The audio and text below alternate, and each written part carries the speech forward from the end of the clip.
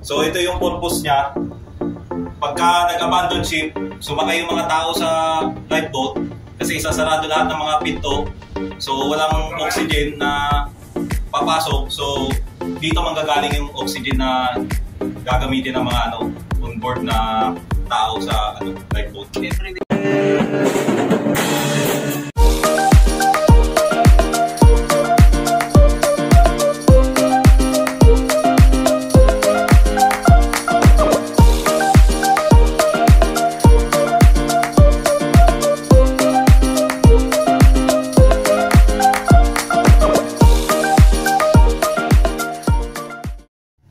Okay, ito siya ang release mechanism ng lifeboat falls natin, pabor, proa at saka pupa.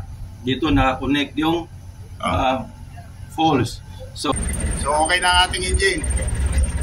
After matest yung makina, so ito naman yung tetest natin sa battery charge, searchlight, canopy, ceiling, tsaka compass. Ceiling. Patay? Patay. Buhay. Sa ano mo dyan? Compass reading? Dapat sa 303.5. Okay siya. Okay lang yan. So 303. So para ma-check yung compass sa loob ng lifeboat, i-compare ito sa magnetic compass ng barko, ganun na rin sa gyro compass.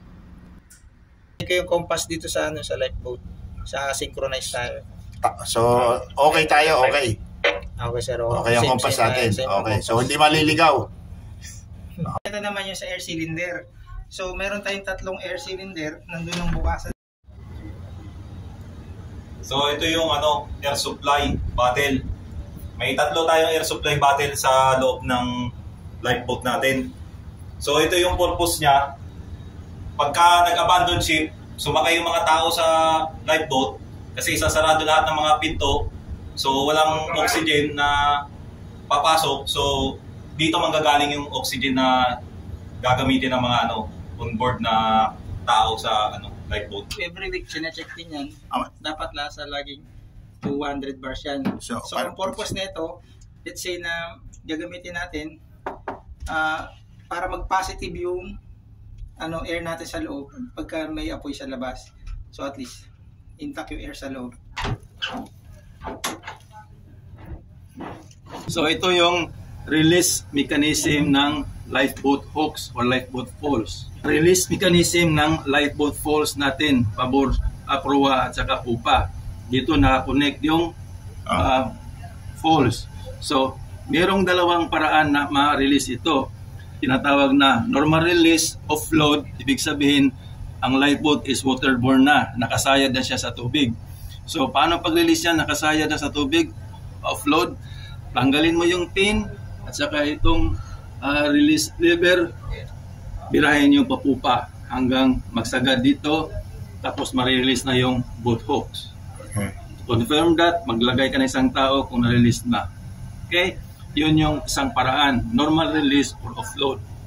Ngayon, ang second na method pamaraan ay kung maghahang siya ng 1 meter, may load ang falls or kahit nakasayad siya sa tubig dahil malakas ang hangin, malakas ang alon o tumatakbo yung barko sa pagbawa nyo dahil emergency or malakas yung kurente, ang falls niya ay naka-slant.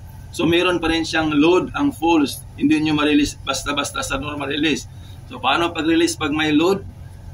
Ito siya. Tanggalin nyo. Tapos iangat.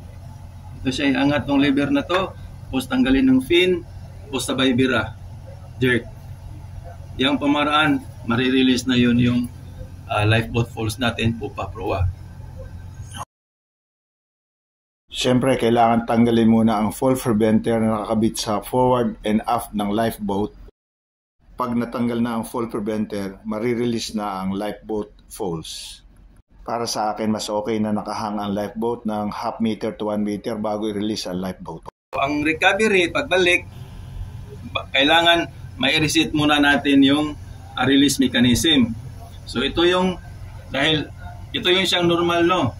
Pag na-release na yung hooks, ito tanggal na to, dito mo to siya sa taas, vertical position na. Ngayon, bago mo i-connect yung hook,